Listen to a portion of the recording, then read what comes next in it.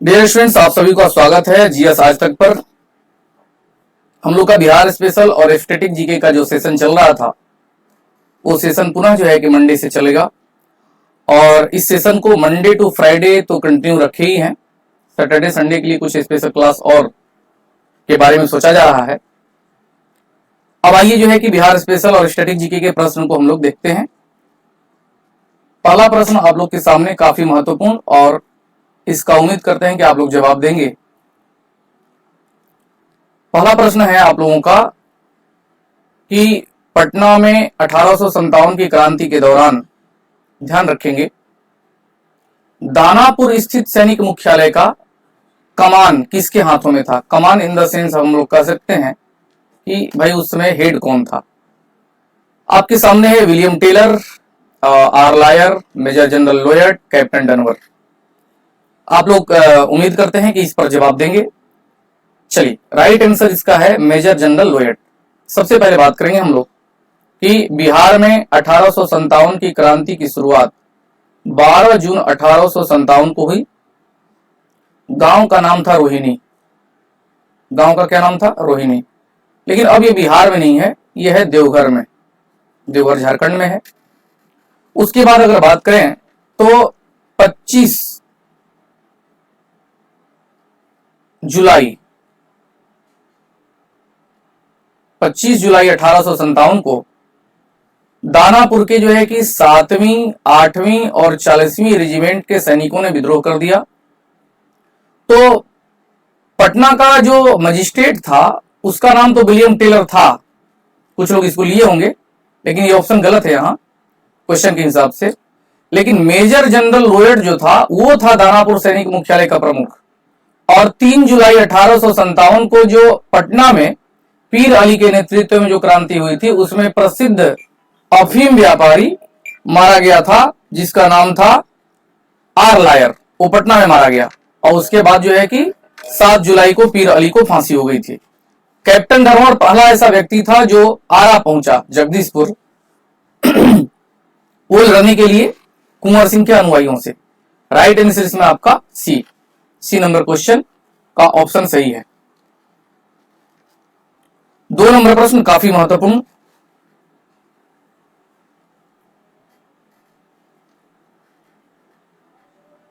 प्राचीन स्मारकों और पुरातात्विक स्थलों और अवशेष अधिनियम 1958। जरा ध्यान रखिएगा, ये इतना बड़ा अधिनियम का नाम है। प्राचीन स्मारकों और पुरातात्विक स्थलों और अवशेष अधिनियम 1998 के तहत कोई भी संरचना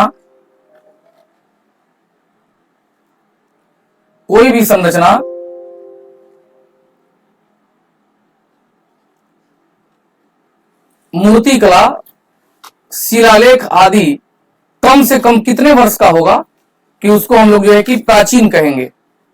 100 वर्ष, 150 वर्ष, 300 वर्ष, 500 वर्ष। इस अधिनियम के तहत कोई भी अगर जो है कि संरचना, मूर्तिकला या शिलालेख कम से कम 100 वर्ष का होगा तो उसको हम लोग जो है कि कहेंगे प्राचीन। काफी इंपॉर्टेंट क्वेश्चन था ये।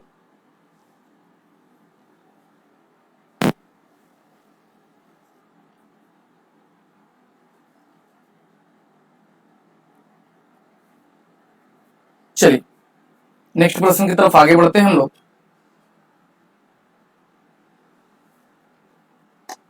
तीसरा प्रश्न आपका है,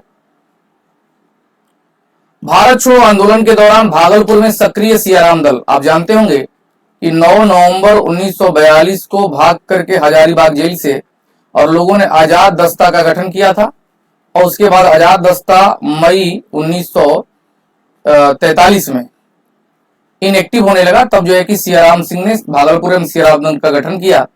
उनका उद्देश्य था, तो प्रश्न क्या कह रहा है कि भारत छोड़ो आंदोलन के दौरान भागलपुर में सक्रिय सियाराम दल का निम्न में कौन सा उद्देश्य नहीं था। धन का संचय करना उद्देश्य था, शस्त्र का संचय करना उद्देश्य था, लोगों को प्रशिक्षण दिया जाता था शस्त्र चलाने का, और लोगों को हिंसात्मक कार्रवाई के लिए यानी मारपीट, मार धाड़ के लिए प्रोत्साहित किया जाता था। लेकिन अहिंसात्मक कार्रवाई यहां पर लिखा है, इसलिए ऑप्शन डी आपका मैच नहीं कर रहा है। राइट आंसर आपका हो जाएगा डी।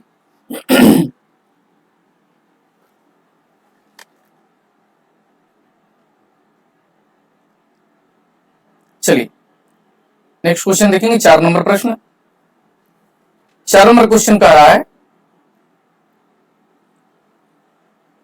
कि निम्न में प्रसिद्ध मकबरा और अवस्थित सत्य नहीं है। कह रहा है कि बख्तियार खां का मकबरा कैमूर में है, जलाल खां का मकबरा सासाराम में है, पत्थर की मस्जिद पटना में है, इनमें से कोई नहीं। तो जलालुद्दीन खां उर्फ जलाल खां का मकबरा मेरे सभी आदर्श छात्र छात्राएं ये सासाराम में नहीं है, ये है आपका पूर्णिया में, पूर्णिया में। इसलिए राइट आंसर बी, ये सही नहीं है। नेक्स्ट क्वेश्चन की तरफ आगे बढ़ते हैं हम लोग। 5 नंबर,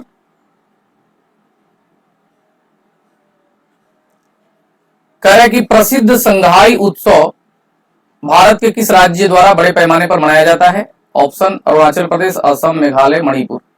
राइट आंसर मणिपुर। जब सोलुंग कहेगा तो वहां अरुणाचल प्रदेश हो जाएगा, सोलुंग। सोलार, लुसार, सॉरी लुसार अरुणाचल प्रदेश, असम में बिहू, मेघालय में बंगला। पूछा है संगाई, राइट आंसर मणिपुर।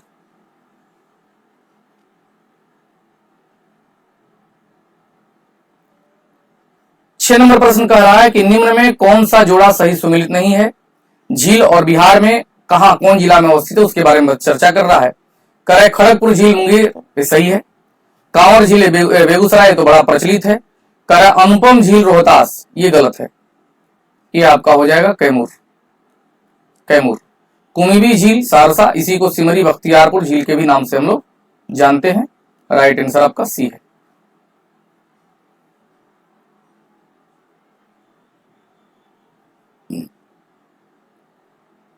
सात नंबर प्रश्न में कह रहा है कि बिहार में सबसे लंबी नहर, नहर का नाम है राजपुर नहर, का संबंध किस नदी से है?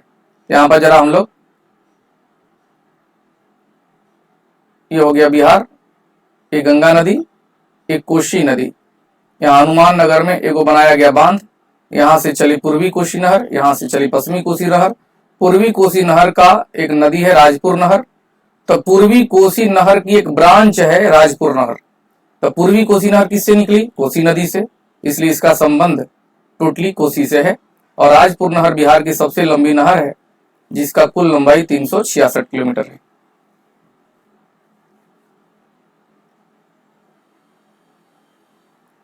चलिए स्टैटिक जीके का एक बड़ा अच्छा प्रश्न आया 8 नंबर। कह रहे निम्नलिखित पहाड़ियों में से किसके सीमा पर रेगिस्तान है? पहले पहाड़ी हम लोग बनाते हैं।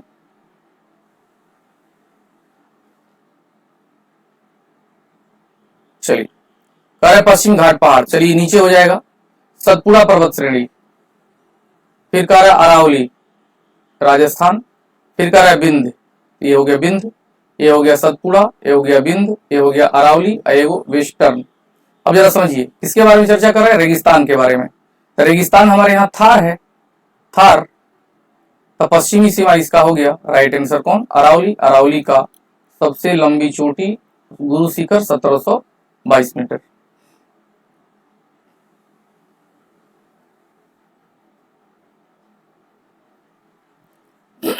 नौ नंबर प्रश्न आके देखेंगे, निम्न में किस राज्य में नव वर्ष को विष्णु संक्रांति कहा जाता है? विष्णु संक्रांति।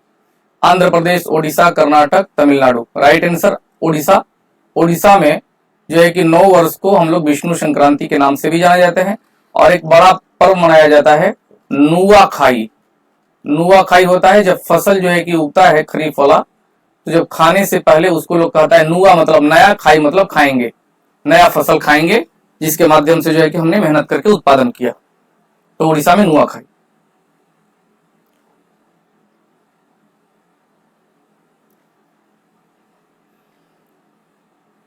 दस नंबर प्रश्न कहानी के माध्यम से सुन लेंगे। गवर्नर जनरल लॉर्ड डलहौजी किस साम्राज्य को चेरी कह के पुकारा? चेरी, यहां फल लेंगे। लॉर्ड डलहौजी 1851 ईस्वी में अवध गया। अवध, अवध का समृद्धि दुआब क्षेत्र का जो उत्पादन वाला जो एरिया था, वो लोगों के भाव भंगिमा, व्यवहार, कीले आदि को देख करके एक लाइन बोला वो कि इस गिलास का फल, फल मतलब चेरी, इस गिलास का फल एक न एक दिन मेरे मुंह में अवश्य गिरेगा। कौन कहा? डलहौजी। इस गिलास का फल मेरे मुंह में एक न एक दिन अवश्य गिरेगा, ये कहा उसने अवध के लिए, और अंततः 1856 में अवध को ब्रिटिश शासन में मिला ही लिया। तचेरी कहा उसने अवध के लिए।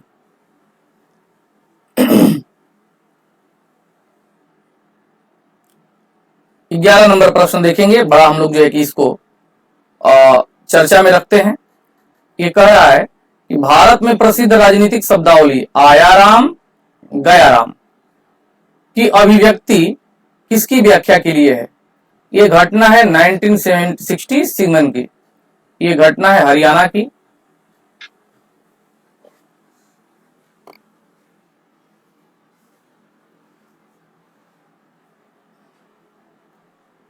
ये घटना हरियाणा की, और उस समय मुख्यमंत्री थे भागवत दलाल शर्मा, और एक व्यक्ति था गयालाल, उसने अपने विधायकों को अलग कर लिया, इनकी सरकार गिर गई।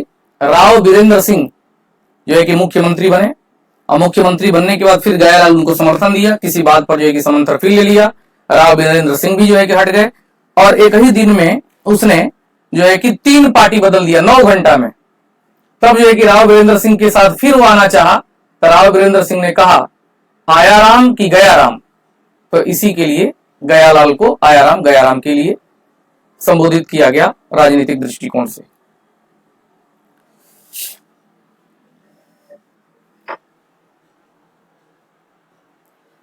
कह रहा है कि भारत का 100वां अंतरिक्ष अभियान कब शुरू किया गया था? भारत का 100वां अंतरिक्ष अभियान कब शुरू किया गया था? इसमें है 2008, 2012, 2019, 2023। तो 100वां जो है कि अंतरिक्ष यान था वो सितंबर 2012 में लॉन्च किया गया था इसरो के द्वारा।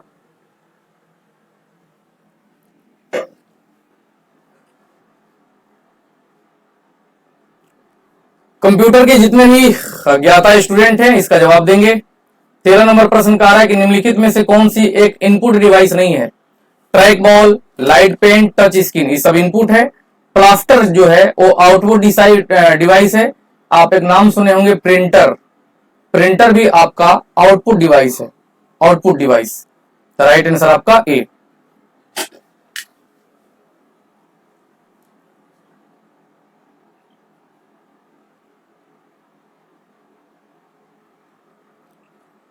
चौदह नंबर प्रश्न कह रहा है कि भारत के पूर्वी तट पर सबसे पुराना कृत्रिम बंदरगाह, भारत के तट पर पुराना सबसे कृत्रिम बंदरगाह आपका चेन्नई।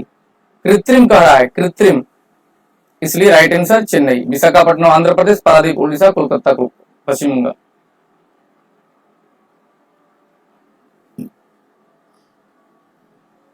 पंद्रह नंबर प्रश्न हम लोग देखेंगे, काफी इंपोर्टेंट। निम्न में किसके उत्पादन में बिहार का स्थान प्रथम नहीं है? लीची में प्रथम है, मखाना में प्रथम है, मड़ुआ और रागी में आपका प्रथम है, जूट में बिहार का स्थान दूसरा है। Right answer jute. लीची का जो है कि मुजफ्फरपुर में सबसे अधिक उत्पादन होता है, मखाना और मड़ुआ रागी दोनों का दरभंगा में सबसे अधिक उत्पादन होता है, जबकि जूट का सबसे अधिक उत्पादन 63वीं बीपीएससी में पूछा हुआ प्रश्न पूर्णिया जिले में होता है।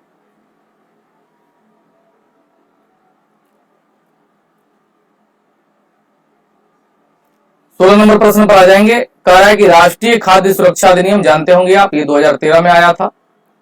बिहार के ग्रामीण एवं शहरी क्षेत्रों में कितनी जनसंख्या को आच्छादित करने का लक्ष्य निर्धारित किया गया है? तो आपका ये जो है ग्रामीण क्षेत्र में लगभग 85% और शहरी क्षेत्र में 75। याद रखिएगा 85-75 का रेशियो है। राइट आंसर डी, इतने लोगों को इससे फायदा मिल रहा है।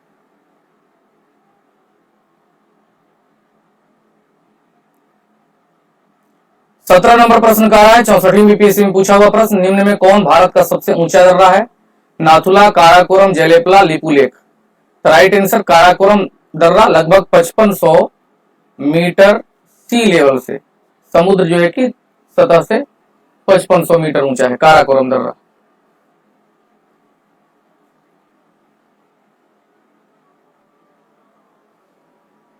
आइए जरा देखते हैं हम लोग। 18 नंबर प्रश्न कह रहा है, निम्न में किस भारतीय खिलाड़ी को लाइटनिंग किड कहते हैं? क्या कहते हैं? Lightning kid. Right answer Viswanathan Anand. Sachin Tendulkar को मास्टर ब्लास्टर, उसके बाद आपका मास्टर ब्लास्टर कहा जाता है विवियन रिचर्ड्स को भी। राज्यवर्धन सिंह राठौर को कहा जाता है चिली। इसको इनको हिमा दास को कहा जाता है ढींग एक्सप्रेस। ये राइट आंसर कौन सा? विश्वनाथन आनंद।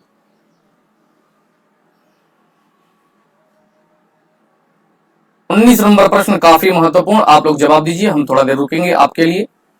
कह रहा है कि पार्लियामेंथुआ किस देश की संसद का नाम है? कह रहे भूटान, म्यांमार, श्रीलंका, लाओस हो गया नेशनल असेंबली।